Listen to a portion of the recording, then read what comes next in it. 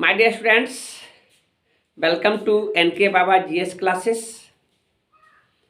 मैं इस चैनल पर करंट इलेक्ट्रिसिटी को पढ़ाने जा रहा हूं, जो काफ़ी महत्वपूर्ण है।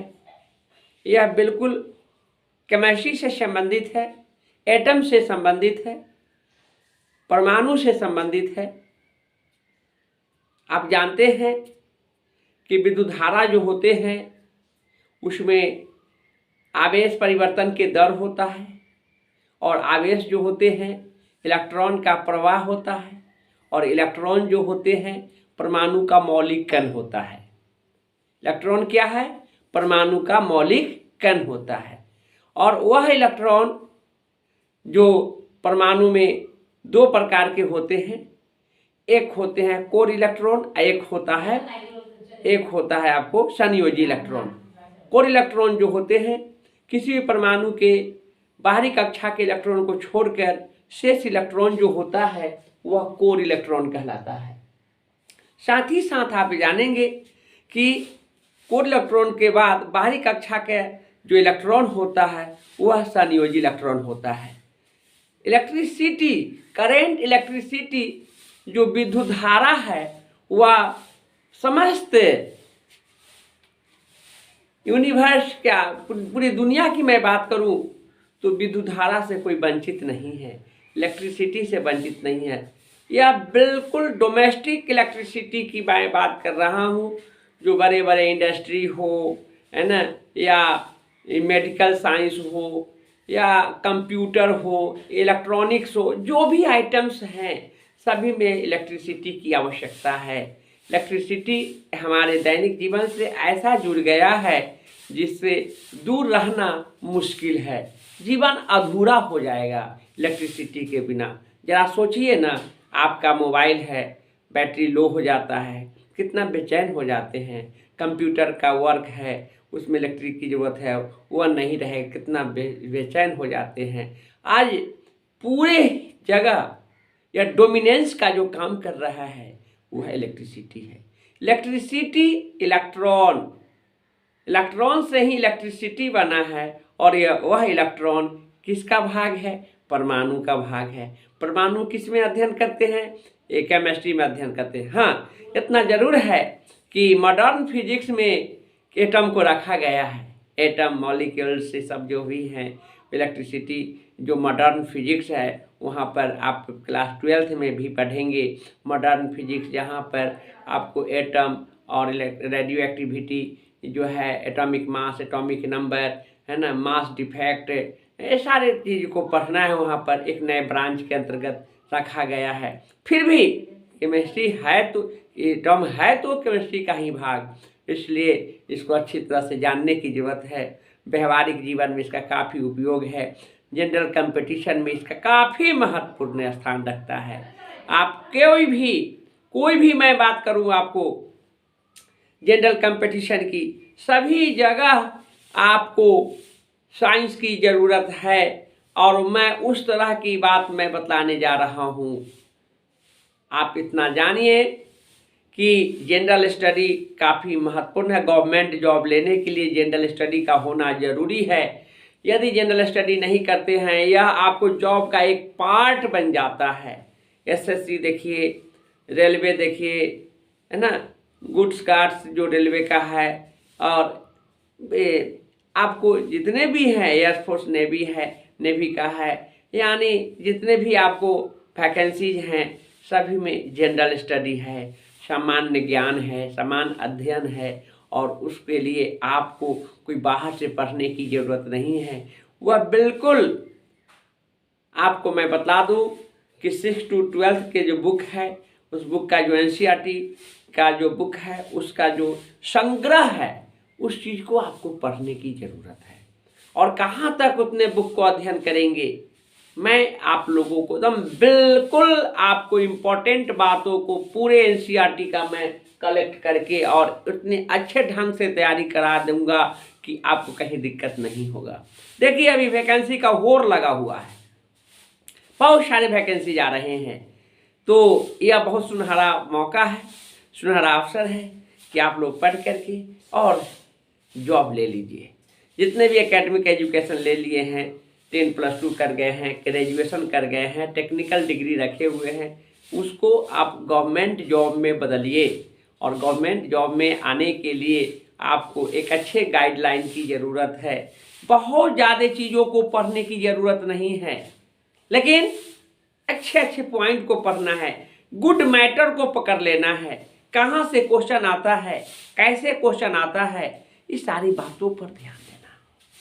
अकवास बकवास का चीज़ नहीं पढ़ना है, उलझना नहीं है आप लोगों को। इतने सारी बातों को मैं बतला रहा हूँ और बिल्कुल टू द पॉइंट ट्रिकली मैं बतलाऊंगा, याद हो जाएगा। जीएस तो समुद्र है, जीएस तो समुद्र है, उस समुद्र को पार करना कठिन है, लेकिन उस समुद्र से हीरा मोती को चुन करके और अपने जीवन को संभाल लेना ही एक बहादुरी है। और इसी चीज़ को मैं बढ़ाऊंगा, भ्रमित नहीं होने दूंगा। दिग्भ्रमित हो करके पढ़ते पढ़ते सारे उम्र व्यतीत हो जाएगा, लेकिन जॉब मुश्किल हो जाता है। वैसे भ्रम में नहीं रखना है। आप सभी लोगों को मैं यह कहना चाहूँगा कि मन लगा करके और जो मैं बतलाऊँगा एकदम शॉर्टली और बहुत अच्छे ढंग से उसको पढ़िए और बिल्कुल अच्छे हो जाएंगे। तो आइए देखिए, हमने विद्युत धारा जो रखा है उसमें पहले ही कह दिया है, इलेक्ट्रॉन के प्रवाह को विद्युत आवेश कहते हैं। इलेक्ट्रॉन के प्रवाह को क्या कहते हैं? विद्युत आवेश कहते हैं। और आवेश को किस से, क्यू, कैपिटल क्यू या स्मॉल क्यू से सूचित किया जाता है। आवेश का मात्रक कूलाम होता है, जिसे सी से सूचित किया जाता है। किस सूचित किया जाता है? सी से। आवेश दो प्रकार के होते हैं, धन आवेश पॉजिटिव चार्ज और ऋण आवेश निगेटिव चार्ज। आप यह जानेंगे धन आवेश और ऋण आवेश का जो बात मैं कर रहा हूँ, यह यहाँ एटम की बात, एटम से ले रहा हूँ। और परमाणु की बात मैं कर रहा हूँ। परमाणु कैसा कण है? गोलाकार कण होता है, जिसमें कितने मौलिक कण होते हैं? 3 मौलिक कण होते हैं। देखिए यही है परमाणु है। परमाणु एक नाभिक है, नाभिक प्रोटॉन और न्यूट्रॉन है, इसके कक्षा पर इलेक्ट्रॉन है। इसकी कक्षा पर क्या है? इलेक्ट्रॉन है। प्रोटॉन धनावेशित कण है, न्यूट्रॉन उदासीन है, 0 आवेश है, इलेक्ट्रॉन ऋण आवेशित कण है। तो इलेक्ट्रॉन, प्रोटॉन और न्यूट्रॉन, इलेक्ट्रॉन को ई से, प्रोटॉन को पी से, न्यूट्रॉन को एन से। इलेक्ट्रॉन को ई से, प्रोटॉन को पी से, न्यूट्रॉन को एन से सूचित किया जाता है।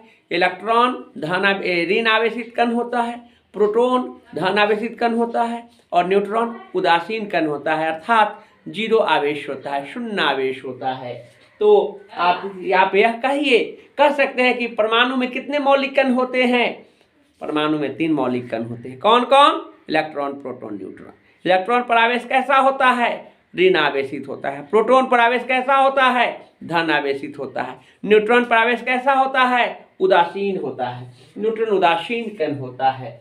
और आप यह देखेंगे कि यह परमाणु का जो हमने पिक्टोरियल डायग्राम ऑफ एटम की बात कर रहा हूँ। परमाणु में आपको एक नाभिक है और नाभिक में क्या है? प्रोटॉन और न्यूट्रॉन है। परमाणु का ये क्या है? नाभिक है। और यह क्या है? कक्षा है। यह कक्षा है। ध्यान देंगे, नाभिक और कक्षा दो ही चीज होते हैं। बीपीएससी का क्वेश्चन 67वीं बीपीएससी में पूछा है कि परमाणु के नाभिक में कौन कौन से मौलिक कण होते हैं। तो परमाणु के नाभिक में प्रोटॉन और न्यूट्रॉन होते हैं। इस बात को आप ध्यान में रखेंगे। प्रोटॉन है, ठीक है, इलेक्ट्रॉन है, न्यूट्रॉन है, लेकिन यहाँ पर इलेक्ट्रिसिटी के लिए क्या चाहिए? इलेक्ट्रॉन चाहिए। इलेक्ट्रॉन मौलिक कण है, जान गए। ऋण आवेशित कण है, ये भी जान गए। अब जानिए कि इलेक्ट्रॉन जो होते हैं उसमें 2 होते हैं, कोर इलेक्ट्रॉन और संयोजी इलेक्ट्रॉन। कोर इलेक्ट्रॉन कैसा इलेक्ट्रॉन होता है? तो कोर जो होते हैं वह परमाणु की कक्षा के बाहरी कक्षा के इलेक्ट्रॉन को छोड़कर शेष इलेक्ट्रॉन जो होते हैं वह कोर इलेक्ट्रॉन होता है। हम एग्जाम्पल से मैं समझाऊंगा। और संयोजी इलेक्ट्रॉन यानी संयोग करना, कंबाइन करना। संयोजी का मतलब होता है कंबाइन, संयोग करना। वह परमाणु के सबसे बाहरी कक्षा के इलेक्ट्रॉन होता है, जिसे हम क्या कहते हैं? संयोजी इलेक्ट्रॉन कहते हैं। इसको आप लोग राइट डाउन कर सकते हैं, स्क्रीनशॉट ले सकते हैं।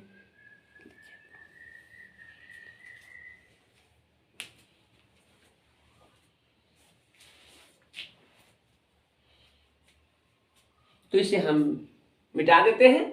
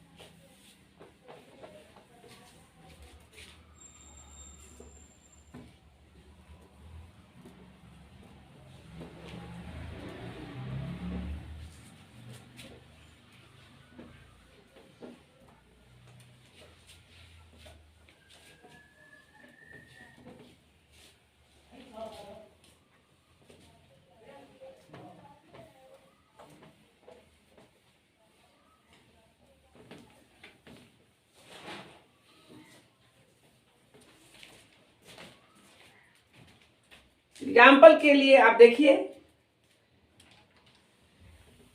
एग्जाम्पल जो होते हैं, मैं एग्जाम्पल की बात कर रहा हूं। Na का सोडियम है, सोडियम में 11 गो इलेक्ट्रॉन है, परमाणु संख्या 11 होता है, 2 8 1। यहां देखिए, यह बाहरी कक्षा का इलेक्ट्रॉन है, वैलेंस इलेक्ट्रॉन एक है, और बाहर बीच वाला जो है वो क्या है, कोर इलेक्ट्रॉन है। यानी कोर इलेक्ट्रॉन जो है वह 8 है। यानी सी ई से मतलब होता है कोर इलेक्ट्रॉन, कोर इलेक्ट्रॉन।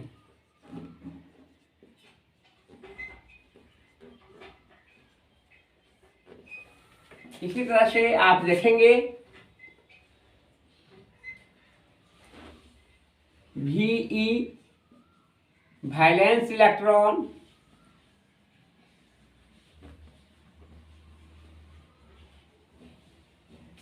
संयोजी इलेक्ट्रॉन होगा।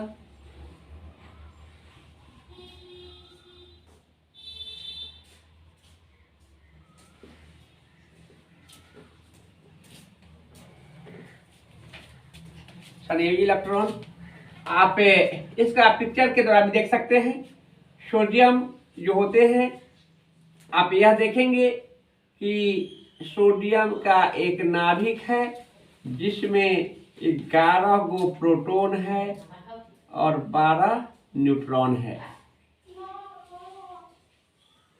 इसमें पहली कक्षा में 2 इलेक्ट्रॉन,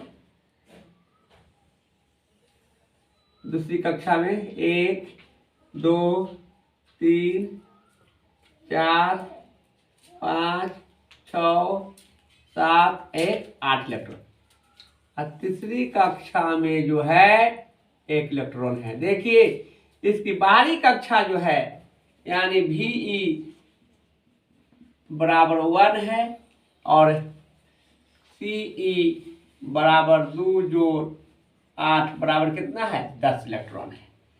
तो इस बात को ध्यान में रखना है कि कोर इलेक्ट्रॉन और valence electron, core electron neutral होता है। कोर इलेक्ट्रॉन जो है अक्रिय गैस के बराबर होता है, उसके लिए कोई जरूरत नहीं है। जो कुछ भी होता है वह बाहरी इलेक्ट्रॉन के कारण होता है। और कोर इलेक्ट्रॉन जो है आपको वर्ग 18 के तत्वों के बराबर होते हैं।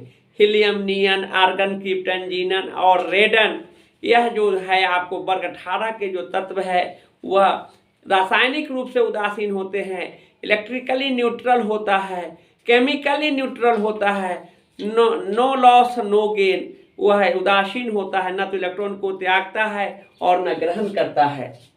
लेकिन इसके बाहरी कक्षा का जो इलेक्ट्रॉन जो होते हैं वह जो इलेक्ट्रॉन को त्याग कर और ग्रहण करके धन आयन और ऋण आयन बनाता है। तो आप देखिए, आप यहाँ पर जानेंगे कि हीलियम, नियन, आर्गन, क्रिप्टन, जीनन एवं रेडन यह अक्रिय गैस है। क्या है? अक्रिय गैस होते हैं और यह अस्थाई गैस है होते हैं एवं अस्थाई होते हैं, अस्थाई होते हैं। इसके साथ सभी तत्व अक्रिय स्थायी होना चाहता है अर्थात अक्रिय गैस के बराबर होना चाहता है। सभी तत्व अस्थाई होना चाहता है जो अर्थात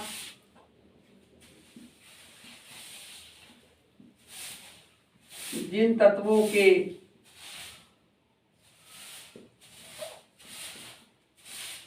बाहरी कक्षा में, जिन तत्वों के बाहरी कक्षा में 1, 2 एवं 3 इलेक्ट्रॉन होते हैं,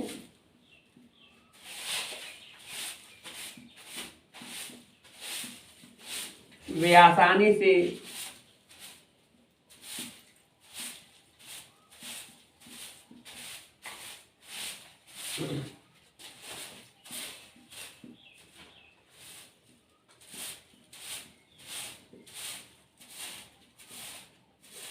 इलेक्ट्रॉनों को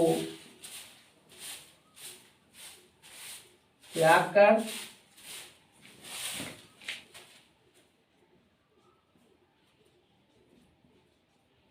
धन आवेश या धन आयन प्रदान करते हैं।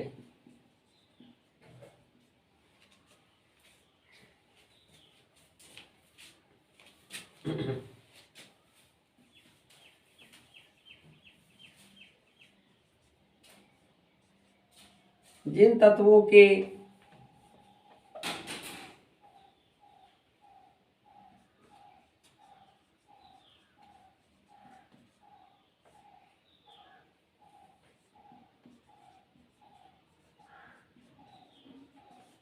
बाहरी कक्षा में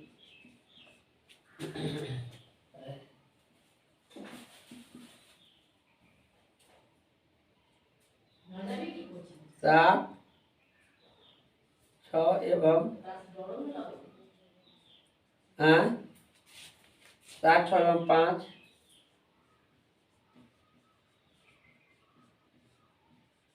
इलेक्ट्रॉन होते हैं। वे इलेक्ट्रॉन वे सभी तत्व होते हैं जो इलेक्ट्रॉन को ग्रहण करके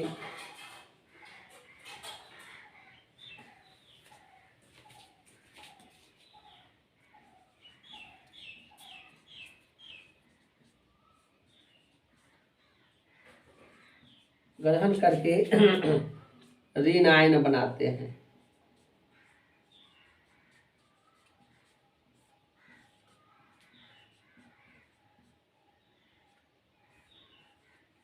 देखिए यहां पर 2 तरह की बात आएंगे। संयोजी इलेक्ट्रॉन का ही काम है अणु परमाणु यौगिक का बनाना, और संयोजी इलेक्ट्रॉन 2 प्रकार के होंगे।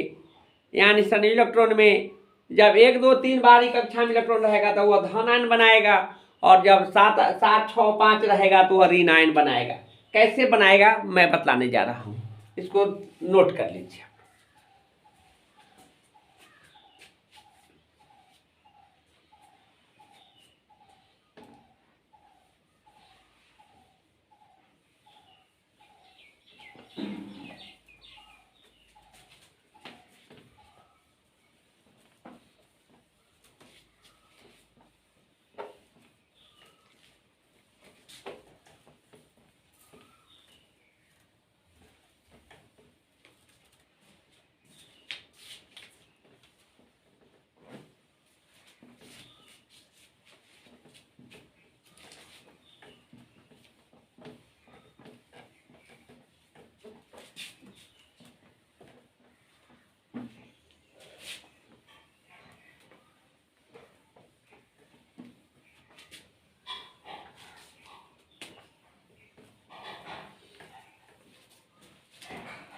तो यहाँ पर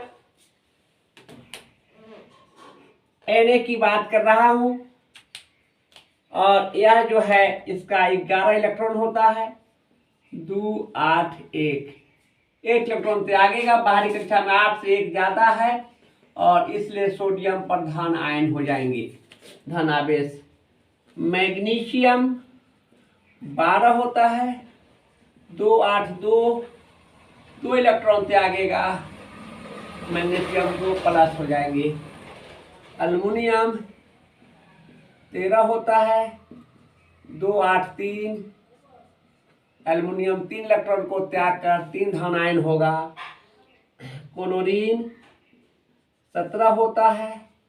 2 8 7 इसके बाहरी कक्षा में 7 है। 7 को त्यागने के बजाय एक ग्रहण करना इसके लिए अच्छा है और एक ग्रहण करके क्लोराइड आयन बनाएगा। और इस तरह से सल्फर की बात करता हूं। 16 है। 2 8 6 2 इलेक्ट्रॉन को ग्रहण करेगा और 2 माइनस। सल्फर के साथ आप देखेंगे फास्फोरस 15 होता है। 2 8 5 अष्टक पूरा करने के लिए 3 इलेक्ट्रॉन को ग्रहण करेगा। फास्फोरस 3 माइनस बनाएगा। नाइट्रोजन 7 होता है। 2 6 8 पुराने के लिए इसके पास केवल और केवल 2 इलेक्ट्रॉन को ग्रहण करेगा। 5 3 इलेक्ट्रॉन को ग्रहण करेगा नाइट्रोजन और नाइट्राइड बनाएगा। इस तरह से आप देखेंगे ऑक्सीजन 8 होता है। 2 6 यह अष्टक पूरा करने के लिए ऑक्सीजन 2 इलेक्ट्रॉन को गेन करेगा। फ्लोरीन यह 9 होता है। 2 7 यह जो है आपको 1 इलेक्ट्रॉन को ग्रहण करके यह अष्टक पूरा करता है। देखिए 1 इलेक्ट्रॉन त्याग दिया, 10 बचा। 10 के लिए 2 8 तो 2 इलेक्ट्रॉन को त्यागा, 10 बचा। 2 8 यह आपको 3 इलेक्ट्रॉन को त्याग करके 10 बनाया। 2 8 1 इलेक्ट्रॉन ग्रहण कर लिया, 18 हो गया। 2 8 8 16 था। 2 इलेक्ट्रॉन ग्रहण करके 18 पुराया। 2 8 8 15 था। 3 इलेक्ट्रॉन ग्रहण किया, 18 हो गया। 2 8 8 10 7 था। 3 इलेक्ट्रॉन ग्रहण करके 10 पुराया। 2 8 8 था। 2 इलेक्ट्रॉन ग्रहण करके 10 पुराया।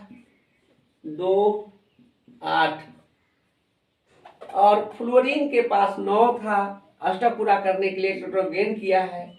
10 इलेक्ट्रॉन हो गया इसके पास भी। और यह जो है आपका ये भी 2 8 यानी बाहरी कक्षा में 8 इलेक्ट्रॉन को प्राप्त करने के लिए इलेक्ट्रॉन को खो देता है या ग्रहण कर लेता है। इलेक्ट्रॉन को छोड़ देगा तो धन आयन, इलेक्ट्रॉन को पकड़ लेगा तो ऋण आयन। तो यहाँ पर लॉस गेन की बात हुआ, यानी पॉजिटिव और निगेटिव आयन की बात हुआ। निगेटिव आयन वाला को आइड लगा देते हैं। फ्लोरीन है, इसमें फ्लोराइड होगा। क्या होगा? फ्लोराइड। इसमें ऑक्सीजन है, क्या होगा? ऑक्साइड। और इसमें नाइट्रोजन का क्या होगा? नाइट्राइड। निगेटिव आयन वाला में आइड लग जाएंगे। फास्फोरस का क्या होगा? फॉस्फाइड। और सल्फर का क्या होगा? सल्फाइड। क्लोरीन का क्या होगा? क्लोराइड, है ना। बाकी का वही नाम रह जाएगा। इसका सोडियम मेटल वाला में जो रहेगा वही रहेगा, उसमें कोई चेंज नहीं होगा। सोडियम, ये मैग्नीशियम है और ये क्या है? एल्यूमिनियम। यही है। इस तरह से आप इन सभी को ध्यान में रखेंगे। हमने आपको 2 तरह की चार्ज की बात किया, पॉजिटिव और निगेटिव, और कैसा वैलेंस इलेक्ट्रॉन का होगा। कैसा होगा, वैलेंस इलेक्ट्रॉन का होगा। उस चार्ज की मैंने आज बात किया है और आज के लिए क्लास का मैं बेसिक बातों को यहाँ पर रखा है। और यह बेसिक ही नहीं, बहुत इम्पोर्टेंट बातें हैं और इसको ध्यान में रखेंगे। नेक्स्ट क्लास में मैं इसको रेगुलर बढ़ाते चलूँगा और निरंतर मैं पढ़ाऊँगा, इसके लिए सोचने की बात नहीं है। आप सभी विद्यार्थी इसको पढ़ करके और लाभान्वित होइए, बेनिफिट उठाइए। काफ़ी कंसेप्ट का बात मैं बतला रहा हूँ, ये जनरल स्टडी के लिए काफ़ी इम्पोर्टेंट है। तो आप सभी विद्यार्थी इसको पढ़ेंगे, जॉब के लिए आप लोग तैयारी कीजिए, बिल्कुल आप लोगों को जॉब होगा। ठीक है, जय भारत, जय हिंद।